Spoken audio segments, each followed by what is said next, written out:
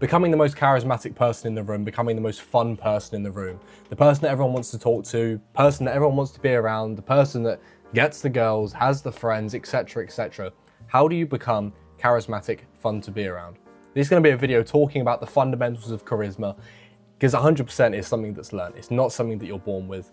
Charisma is an equation. I'm going to teach you the ingredients of the equation, how to get those ingredients into your life, and ultimately how to become charismatic.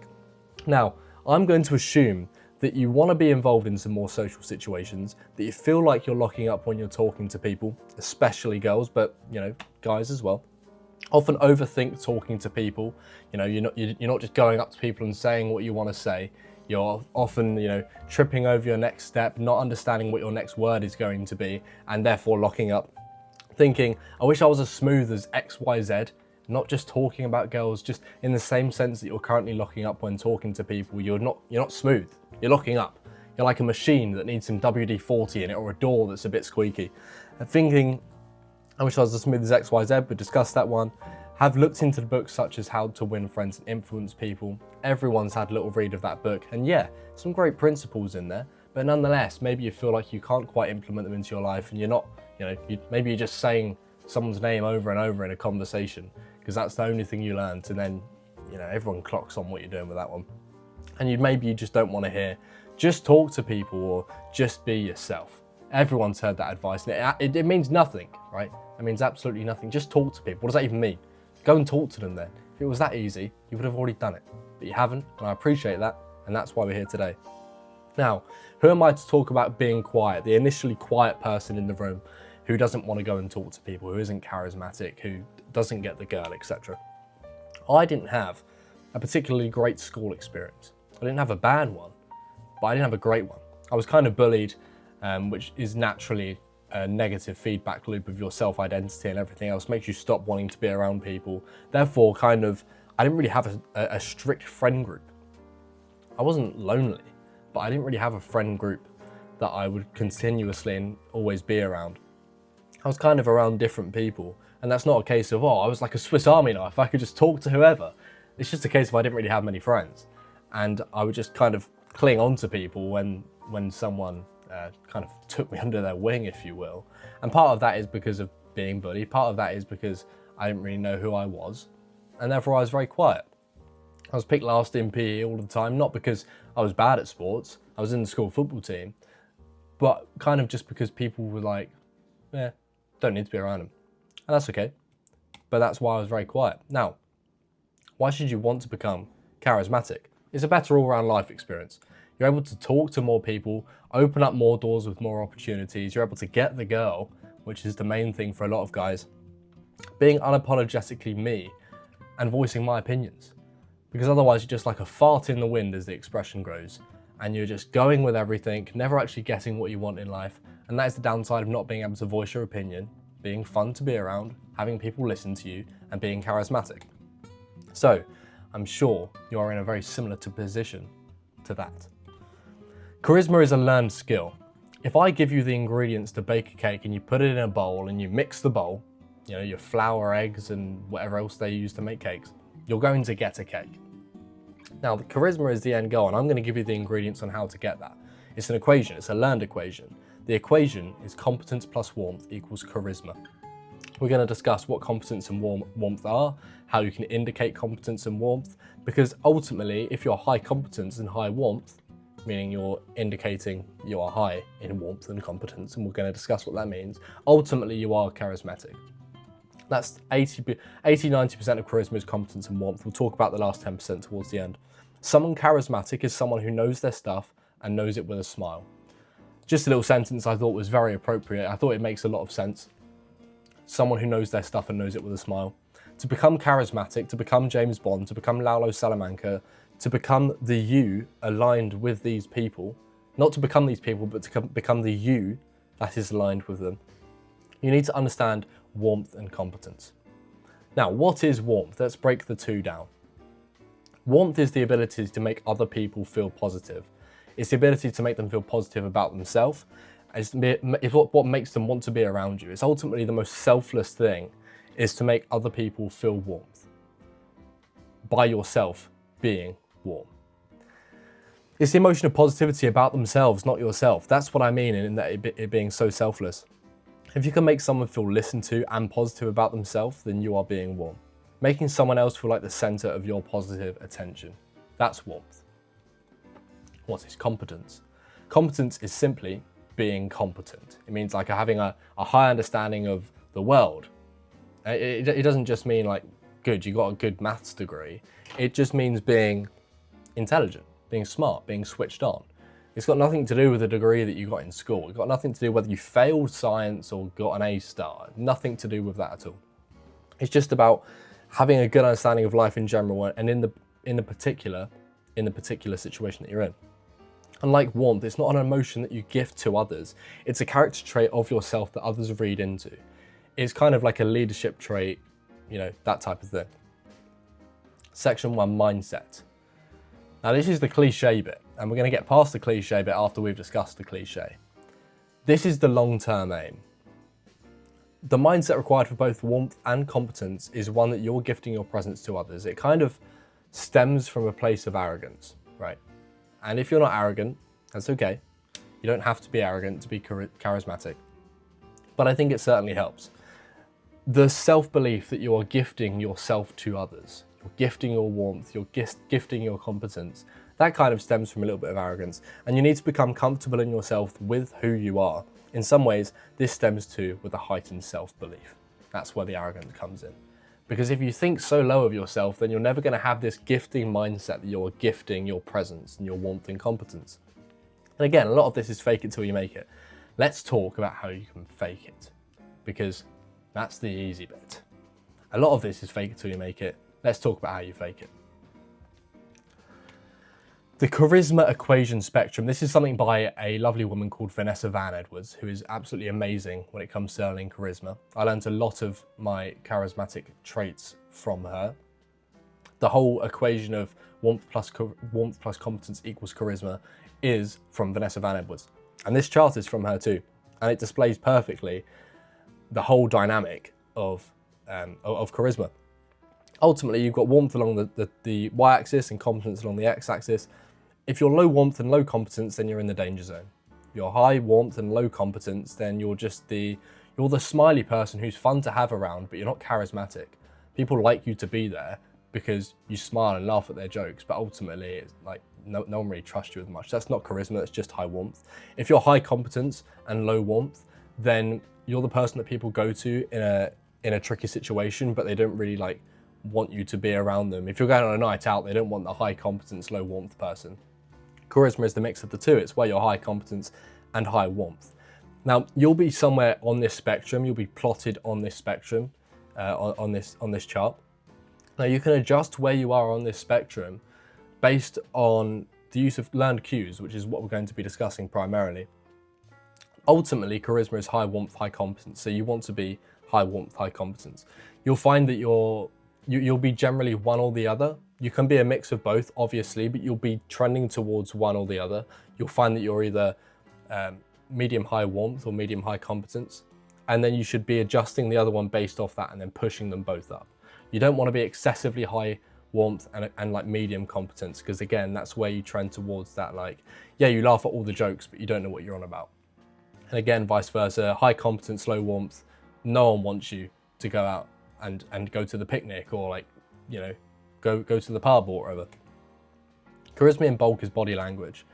At least that's the bit that you can fake it till you make it. Now, in body language, you're mainly talking about cues. What are cues? Cues are actually defined as the unconscious physical movements, gestures, and postures that people use to communicate their thoughts and emotions without speaking. Cues are initially learned movements that give off a message, positive or negative. It's how people read into their perception of you, based a lot on your body language. Vocal tonality is a part of it as well, but body language is easier to fake. We're going to split the cues into competence and warmth. So these are things that you can learn in order to dial up or do the inverse and dial down your competence or warmth. Because there is such thing as being too warm, being too competent. Being too competent is kind of like 48 laws of power, don't outshine the master. Being too warmth is like, whoa, like, step back, I've only just met you one time. Why are you like giving me a kiss on the cheek or something? Positive competence cues. So if you're looking to dial up your competence, then these are some things that you can do. And you probably do want to dial up your competence. Some of these you're going to know already. I'll talk you through some of them. Some of them are going to be quite basic. Strong eye contact. If you have strong eye contact, especially when listening, but it's even harder to do when you're talking, that is strong competence. Slow movement. Think Tommy Shelby, think James Bond, etc. They have slow movements. It's high competence because it's like you're trusting your ability. You're not in a rush.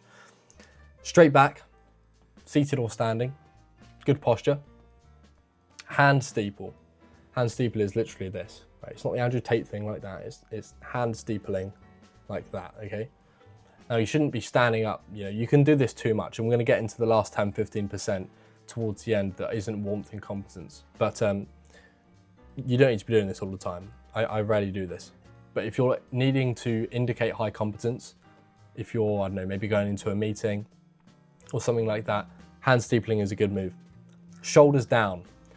The distance between your shoulder and your earlobe is perceived by others as one of the easiest way to tell how competent you are in something. If you sit with a straight back and your shoulders down, you look a lot more competent than if you're shrugged up like this, right? That's why chairs with arms on them are quite bad, because if you have your arms on your chair, I don't think it'll be in frame. But if you have your arms on your chair and you're slouched, instantly I look a bit less like I know what I'm on about, right? Hi guys, yeah, I'm going to be teaching you today about charisma and competence and warmth. Hi guys, yeah, I'm going to be teaching you today about charisma, competence and warmth. The second is a lot better. Ending sentence on a lower note than a higher note. Higher note is questioning, it's a vocal inflection. If you're going up at the end of your sentence, then you're asking a question. If you're going down at the end of your sentence, then you're not asking a question, you're saying a statement. And that's therefore is like dominance versus submission. Asking questions all the time is submission. Dominance is masculine. Masculine is generally more competent than women who trend to be higher in warmth. It's just the way it is. If you find that offensive, get a grip. Palm down hand gestures. Palms up is submissive, and also it's just like showing that you've got nothing in your palms. That's why when people surrender, palms up, please show me your hands.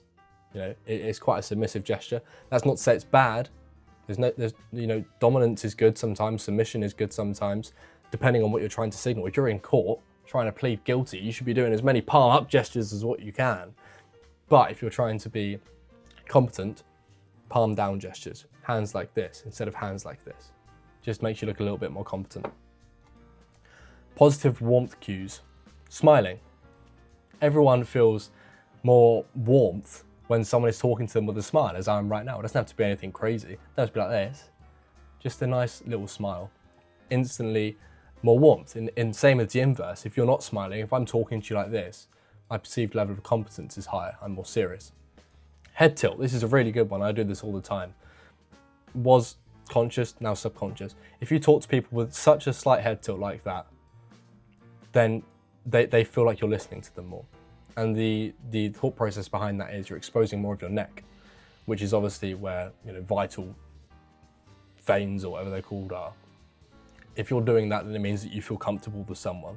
And so if someone sees you doing that, it's kind of like they mirror onto you. Oh, that person feels comfortable with me. They're showing off their vital veins. And I know they're not veins, right? Arteries, whatever they're called. They're showing off something that could make me kill them. I'm not going to kill them. It means they trust me. It means I trust them. It's part of mirroring, which we'll get into in a second. The slow triple nod. If you're talking to someone and you've got a little smile on, if you want to be really high warmth, knowing that letting them know that you're listening. Smile, head tilt, triple nod, slow nod. They're instantly that's the ultimate concoction of things. If someone's talking, you're like, yeah. Instantly it's like, yeah, I'm being listened to, this guy cares. But again, you can go too high warm. So maybe don't look at this and be like, right, I'm gonna smile and head tilt and triple nod all of the time and only do palm up gestures, because then that's where you're going too high warmth. And you need to maybe dial that down and dial up the competence. It's kind of a mixture. You've got to always be adjusting depending on the situation. Again, if you're going into court, you want to be really high warmth and medium competence. You don't want to be doing strong eye contact all the time and never smiling and straight on all the time and straight back. Maybe you want to make yourself look a bit weaker and you want to hunch over a little bit and you want to be doing palm up gestures and stuff. If you're going into a meeting with your boss, maybe the inverse. Maybe you want to be like high warmth and high competence as well. Fronting, always facing someone straight on, right? That is perceived warmth because it's all of my attention is on you. Mirroring, if you're generally copying the person that you're talking to, be it their body language, be it their tempo of speech, be it, literally anything what they're doing. If someone itches their neck and then you itch your neck in a way that's not super obvious, people subconsciously, emphasis on subconsciously, realize that and appreciate it. Vocal melody, not monotone. Having a melody to your voice. Changing pace, vocal melodies, etc., making you way easier to listen to. That is also high warmth. Aura bonus. This is the final 10% that I mentioned.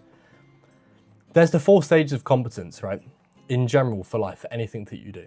You go from unconscious incompetent to conscious incompetence to conscious competence to unconscious competence, which in layman's terms means you don't know what you're doing and you're bad at it. 2, you know what you're doing and you're bad at it.